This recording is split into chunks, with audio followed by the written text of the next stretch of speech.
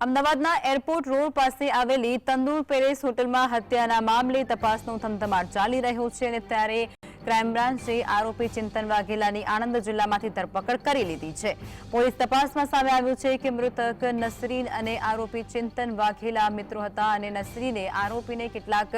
પૈસા આપ્યા હતા અને જે પૈસા ચિંતન પરત કરતો ન હતો અને પૈસાની લેતી દેતીમાં હત્યા કરવામાં આવી હોવાનું પણ સામે આવી ચૂક્યું છે। તો અમદાવાદની અંદર ચકચારી ઘટના સામે આવી હતી હત્યાની અને જે મામલે અત્યારે વધુ સમાચાર મળી રહ્યા છે અને જે અંતર્ગત મળતી વિગતો અનુસાર આ જે હત્યા છે તે રૂપિયાની લેતી દેતીમાં કરવામાં આવી હોવાનું સ્પષ્ટપણે સાબિત થઈ રહ્યું છે, જેમાં અમદાવાદ ક્રાઇમ બ્રાન્ચને એરપોર્ટ પોલીસ સ્ટેશન હત્યા કેસમાં મોટી સફળતા મળી ચૂકી છે। આરોપી ચિંતન વાઘેલાની આણંદ જિલ્લામાંથી ધરપકડ પણ કરી લેવામાં આવી રહી છે અને ત્યારબાદ મૃતક નસરીન અને આરોપી ચિંતન વાઘેલા મિત્રો હતા તેવી પણ વિગતો સામે આવી રહી છે।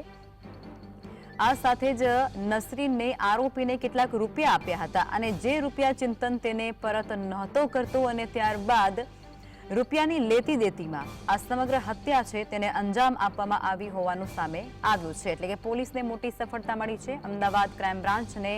એરપોર્ટ પોલીસ સ્ટેશન હત્યા કેસમાં મોટી સફળતા મળી છે અને આરોપી જે ચિંતન વાઘેલા છે તેની પણ આણંદ જિલ્લા ખાતેથી ક્રાઇમ બ્રાન્ચે ધરપકડ કરી લીધી છે અને ત્યારબાદ આગળની કાયદાકીય કાર્યવાહી પણ હાથ ધરી છે। મળતી વિગતો અનુસાર મૃતક નસરીન અને આરોપી ચિંતન વાઘેલા એ સારા મિત્રો પણ હતા અને નસરીને આરોપીને કેટલાક રૂપિયા આપ્યા હતા અને હત્યાનું કારણ પણ રૂપિયાની લેતી દેતી માનવામાં આવી રહી છે।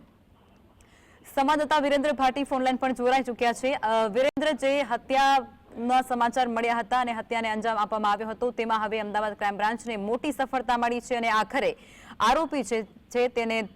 ઝડપી લેવામાં આવ્યો છે। બિલકુલથી લખમાં કે ગત મોડી સાંજે એરપોર્ટના વિસ્તારની અંદર જે તંદૂર પેલેસ હોટલ આવેલી છે ને તે હોટલની અંદર જે મહિલા હતી તેની હત્યા કરી દેવામાં આવી હતી। નસરીન નામની જે મહિલા હતી તે તેના પોતાના મિત્ર એટલે કે ચિંતન વાઘેલા સાથે હોટલમાં ગઈ હતી અને ત્યારબાદ તેની હત્યા થઈ ચૂકી હતી। ઘટનાની સમગ્ર વિગત બહાર આવતાની સાથે સ્થાનિક પોલીસ અને ક્રાઇમ બ્રાન્ચ એક્ટિવ મોડમાં આવી ગઈ હતી અને હત્યાને અંજામ આપ્યા બાદ જે આ ચિંતન વાઘેલા છે તે ફરાર થઈ ચૂક્યો હતો। હાલ જે પ્રાથમિક રીતે જે સૂત્રો પાસેથી માહિતી મળી છે તેની અંદર અમદાવાદ ક્રાઇમ બ્રાન્ચ દ્વારા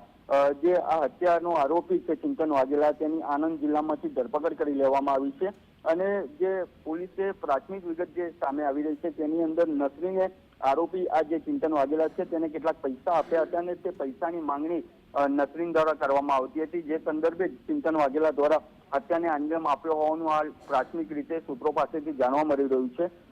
હાલ અમદાવાદ ક્રાઇમ બ્રાન્ચ દ્વારા તેની મેરેથોન પૂછપરછ શરૂ કરી દેવામાં આવી છે અને ટૂંક જ સમયની અંદર અમદાવાદ ક્રાઇમ બ્રાન્ચ આ હત્યાના ગુનાના ભેદને લઈને પ્રેસ કોન્ફરન્સનું આયોજન કરે તો નવાઈની વાત નહીં લખમાં। જી વિરેન્દ્ર, આભાર।